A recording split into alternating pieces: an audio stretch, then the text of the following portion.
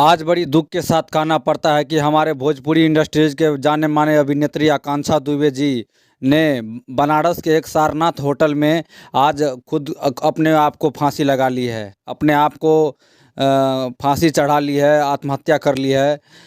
आज बहुत दुखद घटना है भोजपुरी इंडस्ट्रीज के लिए।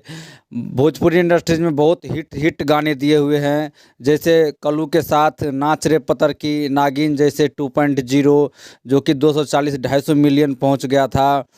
और बहुत हिट सॉन्ग है राकेश मिश्रा के साथ राजा जवान हम लइका। बहुत शानदार अभिनेत्री थी भोजपुरी इंडस्ट्रीज के। पवन सिंह के साथ आया था साटा के पैसा, बिहान लेब का। बहुत सारे भोजपुरी सॉन्ग में काम की हुई है, बहुत हिट गाने दी हुई है। जैसे और सॉन्ग ले लीजिए नाच के मलकिनी जो खेसारी लाल का आया था, उसमें भी अपना एक्ट की थी।